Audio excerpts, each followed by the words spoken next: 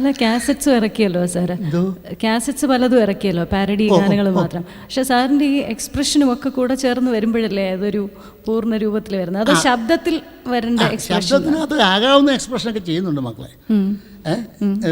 പിന്നെ അതായത് ലൈവായിട്ട് കണ്ടെങ്കിൽ അതിൻ്റെ സുഖം വരത്തും. ഇത് കാരണം ഈ പാട്ടിനനുസരിച്ചുള്ള എൻ്റെ ഓരോ കഥാപാത്രത്തിൻ്റെ ഭാവങ്ങളൊക്കെ അങ്ങനെയാണ് ഈ വരുന്നത്. നമ്മുടെ ഈ ഒരു പാട്ട് തന്നെ, ഉണരൂ വേഗം നീ എന്ന് പറഞ്ഞൊരു പാട്ട്, നല്ല പാട്ടാണ് അല്ലേ? ആ പാട്ടിനെ എനിക്ക് നശിപ്പിക്കാൻ അവസരമുണ്ടായി.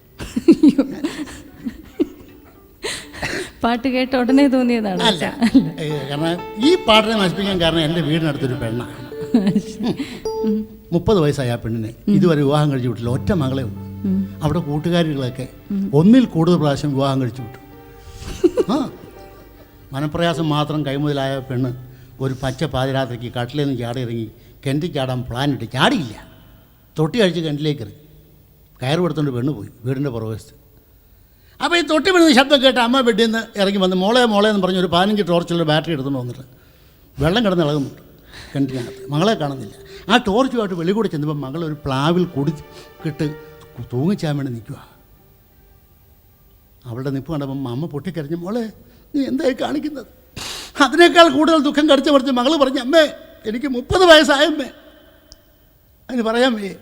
അതാണ് ഞാൻ ഈ പാട്ടെഴുത്. നല്ല പാട്ടാ. ഉയരെ കയറും ഞാൻ കയർ കണ്ടോ പ്ലാവിൻ ടോപ്പിലായി കൊടുക്കിട്ട് തൂങ്ങി ചാകുക.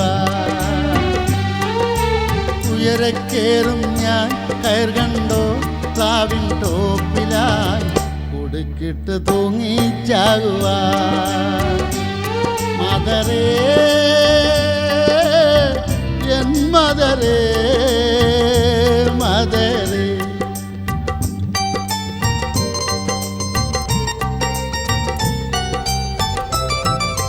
30 വയസ്സെനിക്കായി,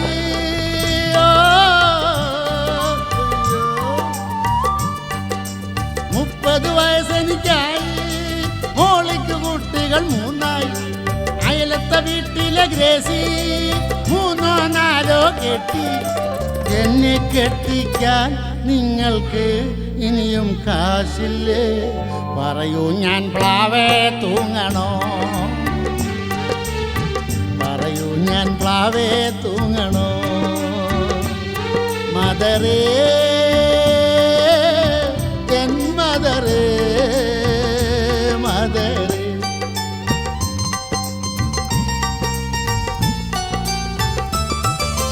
ഇടയ്ക്കൊക്കെ നരച്ചത് കണ്ടോ?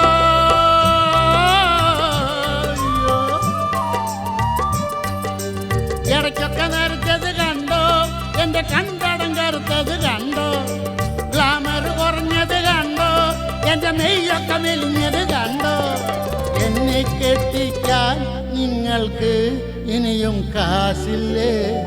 ഒളിച്ചോടി പോണോ തൂങ്ങണോ? ഒളിച്ചോടി പോണോ തൂങ്ങണോ? മദരേ എൻ മദരേ മദരേ.